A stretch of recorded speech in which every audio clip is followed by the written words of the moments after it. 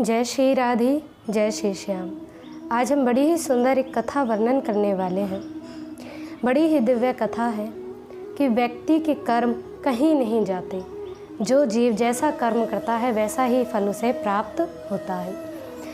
यदि हम विचार करते हैं कि भाग्य से कभी कोई क्रिया नहीं चलती, भाग्य ही कर्मों से बनता है। हम जो कर्म करके आए हुए होते हैं वही कर्म आगे चलकर हमारा भाग्य बनते हैं। इसीलिए कर्म वही करें जिस कर्म से हमारे जीवन में आनंद की उन्नति हो, जिस कर्म से हमारे जीवन में प्रसन्नता हो, जिस कर्म से हमारे हृदय में दुख, भय, डर, संताप, शोक इत्यादि विकार उत्पन्न होते हैं, तो समझ लो कि वो कर्म आपका श्रेष्ठ नहीं। जिस कर्म से आपके अंदर निर्भयता, आनंदता, संतुष्टि प्राप्त होती है, उस कर्म में श्री कृष्ण का निवास होता है। एक बड़ी ही दिव्य स्वरूप दर्शाया कि एक राजा अपने पुत्र का विवाह करके लेकर के आए। अब जैसे ही विवाह करके आए तो प्रथम रात्रि के दिन अब उस राजपुत्र की जो वधू, जो पत्नी आई हुई थी, तो विवाह की रात थी, प्रथम रात। अब नए महल को देखकर कि उसे नींद न आई, बड़ी परेशान इधर उधर सब और देखने लगी। अब वो नई स्त्री जब ब्याह करके आई थी तो सब और देखते हुए उसकी दृष्टि पड़ी एक तलवार पर। अब तलवार पर उसकी दृष्टि पड़ी, उसने सोचा कि मेरे पति इस तलवार का प्रयोग करते हैं। जैसे ही उसने तलवार को पकड़ा ही था कि वो तलवार म्यान में से निकल करके सीधे राजा के पुत्र के गले पर जा गिरी। गले पर तलवार गिरी कि अब तो राजपुत्र का वध हो गया, उनका मरण हुआ। जैसे ही तलवार लगी तो मृत्यु हो गई। अब बड़ी परेशान होने लगी, रात भर विचार करने लगी कि ये मेरे हाथों से मेरे ही पति का वध हो गया, क्या करूं? राजा तो मेरे को मृत्यु दंड दे देंगे। अब सुबह के 4 बजे कि उस राज मंदिर में एक संत नित्य ही सेवा पूजा पाठ करने आया करते। जैसे ही उस राज मंदिर में वो संत आए थे कि अब तो उस नई स्त्री ने, उस राजा की पुत्र वधू ने शोर मचाना शुरू कर दिया कि मेरे पति की हत्या कर दी। चारों ओर से रोना पीटना शुरू किया, सब लोग इकट्ठा हुए। अब राजा पूछने लगा कि बेटी तुमने किसी को देखा? वो कहने लगे मैंने किसी को तो नहीं, लेकिन यहाँ से जाते हुए मंदिर की तरफ किसी को देखा। सिपाहियों को भेजा तो देखा कि मंदिर की तरफ कौन गया, मंदिर की तरफ तो वही साधु जाते थे। अब राजा ने उन्हें पकड़ लिया और कहा कि तुमने मेरे पुत्र की हत्या की है। अब साधु मन में विचार करने लगे, राजन मैं आपके यहाँ पर इतने वर्षों से सेवा पूजा पाठ मंदिर में आकर करता हूँ, आपको हम पर विश्वास नहीं। अब राजा उस साधु की बातों पर कैसे विश्वास कर ले, क्योंकि पुत्र वधू की बातों पर तो विश्वास होगा ही। अब राजा पुत्र वधू की बातों पर कैसे संदेह करे, क्योंकि पुत्र वधू क्यों कर अपने पति को मारेगी। अब राजा अपनी पुत्र वधू की बातों पर कोई संदेह ना किया और साधु को सजा सुना दी। अब मंत्री ने कहा प्रभु इसे मृत्यु दंड तो नहीं देना चाहिए, साधु है, संत है, इसके लिए उपयुक्त दंड नियुक्त करें। अब इसने हाथ से वध किया है तो इसका एक हाथ काट दो। बोले ठीक है। अब साधु का एक हाथ काट दिया। अब जैसे ही साधु का बायां हाथ काट दिया, अब साधु मन में विचार करते करते वो संत जन जाने लगे। मन में सोचा ऐसा कौन सा कर्म मेरे जीवन में हुआ जिसके कारण मेरा बायां हाथ कट गया, क्योंकि मैंने तो आज तक कोई भी ऐसा गलत कर्म नहीं किया जिस कर्म से मेरा कोई उपयुक्त मेरे साथ में कुछ ऐसा गलत हो।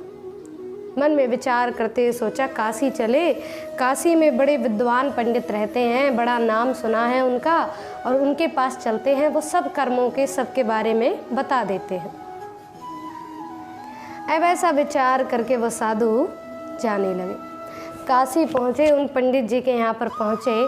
अब ब्राह्मण के द्वारे पर जैसे ही पहुँचे, आवाज़ लगाई कि अरे अमुक ब्राह्मण देव आप यहाँ पर हैं, कि उनकी पत्नी निकल के आई। अब ब्राह्मणी निकल के आई, बोले क्या काम है? बोले हमें उन आपके पति देव से कुछ पूछना है। अब तो ब्राह्मणी ने पति देव का नाम सुना कि उसे गालियाँ देनी शुरू कर दी कि सत्यानाशी नपूते ऐसे हैं वैसे हैं, आ जाते हैं जिन कौन कौन आते हैं यहाँ पर। और उस ब्राह्मण को भी लाख गाली दी, अपने ही पति को। अब साधु ने मन में विचार किया, जिसकी पत्नी खुद उसे इतनी गालियाँ देती है तो वो मेरे जीवन के बारे में क्या बताएगा, जिसका खुद का जीवन ऐसा चल रहा है। साधु वहाँ से चल दिए। अब जैसे ही साधु वहाँ से आगे चले बढ़े कि पीछे से ब्राह्मण देव आ रहे थे, साधु को देखकर ही समझ गए और कहा, अरे प्रभु, अरे संतजन, अरे साधु आप कहाँ जाते हो? अरे महाराज तनिक ठहरो तो सही, जो पूछने के लिए आए हो वो तो कम से कम पूछ करके जाइए। अब साधु ने पलट करके देखा और ब्राह्मण देवता के पास आए। अब ब्राह्मण देवता ने कहा, महाराज आपके जीवन के बारे में तो बाद में ही बताएंगे, लेकिन पहले अपने जीवन के बारे में बताते हैं जिसको आप इतना संदेह कर रहे हैं कि प्रभु हमारे जीवन के बारे में सुनिए कि हम पूर्व जन्म में थे एक कौआ। अब पूर्व जन्म में हम कौआ थे और ये जो हमारी पत्नी थी ये थी गधैया। अब इनके कमर पर एक घाव हो रहा था, वो घाव जैसे वजन लाद लाद कर एक घाव इनके कमर पर हो गया। अब ये डेली जैसे ही निकल कर के जाया करती तो हम अपनी चोंच से इनके घाव में अपनी चोंच मारा करते, डेली मारा करते, नित्य हमारा नियम बन गया, क्योंकि हमें बड़ा आनंद आता, बड़ा स्वाद आता। अब ये बड़ी तकलीफ़ में बिलबिलाती। अब हमारा तो नियम बन गया, हमें अपने उस स्वाद के चक्कर में, उस आनंद के चक्कर में हम इन्हें डेली परेशान करते और ये डेली बिलबिलाया करती। एक दिन प्रभु हमने बड़े जैसे ही इनके कमर में उस घाव में चोंच मारी कि वो चोंच हमारी इनकी हड्डी में फंस गई। अब जैसे ही हड्डी में फंसी तो ये गधैया बार बार भगती हुई बिलखती हुई चारों ओर भागने लगी और हम अपनी चोंच को जब निकालने का बार बार प्रयास करने लगे, ये बिलखती हुई एक पहाड़ी पर जा पहुंची। उस खाई को देख करके अब जैसे ही हमने चोंच निकालने का प्रयास किया, ये उसी नदी में कूद पड़ी। गंगा मैया में जैसे ही ऊपर से कूदी कि इनके भी प्राण गंगा मैया में निकल गए और हमारे भी प्राण गंगा मैया में निकल गए। अब प्रभु अब इस जन्म में हम बने हैं ब्राह्मण और ये बनी है हमारी पत्नी। अब जैसे पूर्व जन्म में हमने इन्हें अपनी चोंच मार मार कर इन्हें परेशान किया, बिलखाया, तकलीफ़ दी, अब उसी भांति ये हमें लाख गालियाँ देती हैं और उन्हीं लाख गालियों को हम बड़े प्रेम से सुनते हैं, क्योंकि प्रभु जो हमने किया है वो तो हमें भी भुगतना पड़ेगा। अब यहाँ पर संदेह साधु को हुआ, बोले प्रभु आप कौआ थे तो फिर इस ब्राह्मण रूप में कैसे आ गए? तो कहा कि कौओं का नियम होता है कि वो सुबह 4 बजे जगकर प्रभु राम का भजन करते।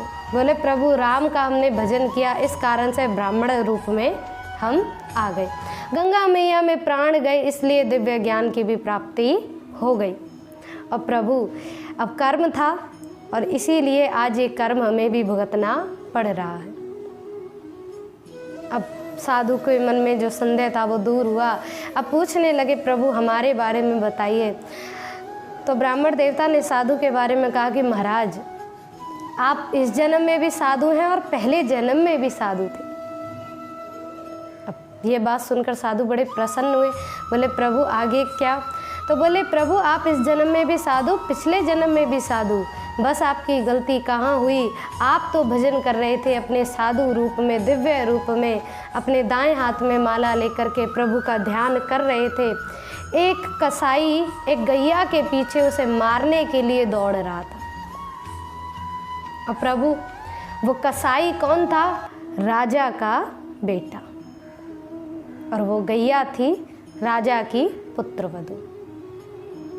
वो गैया अब राजा की पुत्रवधू के रूप में आई। अब वो कसाई उस गैया को मारने के लिए उसके पीछे दौड़ रहा था बार बार। अब दौड़ते दौड़ते वो गैया आपके आंखों के आगे से निकल गई। अब कसाई ने आपसे पूछा, आप तो भजन में थे, तो कसाई ने पूछा कि प्रभु गैया कहाँ गई है? तो आपने मन में विचार किया कि सत्य उच्चारण कर लूँ, लेकिन ये विचार नहीं किया कि एक सत्य से मेरा इस गैया के प्राण चले जाएंगे, तो वो तप मेरा कहाँ श्रेष्ठ होगा। और आपने बाएं हाथ को उठा करके इशारा कर दिया कि गैया इधर गई है। आपने जैसे ही इशारा किया तो कसाई ने जाकर के उस गैया का वध कर दिया। अब कसाई ने गैया का वध किया और इसी कर्म से अब वही गैया राजा की पुत्र वधू बनकर के आई और वही कसाई राजा का बेटा बनकर के आया।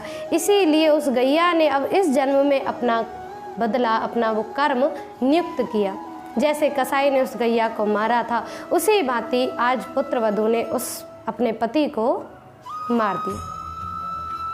और उसी के कारण यदि आप ना बताते कि गैया किस ओर गई है, अगर कह देते इस ओर ना जाके इस ओर गई है, तो शायद उस गैया के प्राण बच जाते। इसीलिए आपने बाएं हाथ से इशारा किया, तभी प्रभु आज आपका बायां हाथ कट गया। अब तो साधु के मन के सारे संदेह गए। कहा कि प्रभु आपने तो दिव्य रूप से मुझे मेरे जीवन को तारित्व कर दिया कि जीवन में अब ऐसा कोई भी कर्म ना हो जिससे कि आगे चल के वो कर्म हमें पीड़ा दे, हमें दुख पहुंचाए। साधु वहाँ से गए और दिव्य रूप से काशी में ही दिव्य प्रभु का ध्यान करते हुए, भोलेनाथ का ध्यान करते हुए वहीं तप करने लगे, वहीं भजन करने लगे। यही जीवन का सार है कि हम कोई भी कर्म करें, उस कर्म का फल हमें कहीं ना कहीं किसी न किसी रूप में भोगना पड़ता है। यदि हम विचार करते हैं कि हमें ना जाने किस जन्म का कर्म हमें कौन से जन्म में प्राप्त हो जाए, इसलिए जीवन में वही कार्य स्वरूप करें, वही क्रिया स्वरूप करें जिससे कि हमारा जीवन आनंदित हो। भोक्तव्य कृतम कर्म शुभाशुभम, कि अगर हम कोई भी कर्म करते हैं, शुभ हो या अशुभ हो, वो हमें जीवन में कहीं ना कहीं अवश्य ही भोगना पड़ेगा, उसका उपभोग अवश्य करना होगा। इसलिए जीवन को आनंदित बनाएं, प्रसन्न रहें और दिव्य कथाओं को श्रवण करते रहें। जय श्री राधे, जय श्री।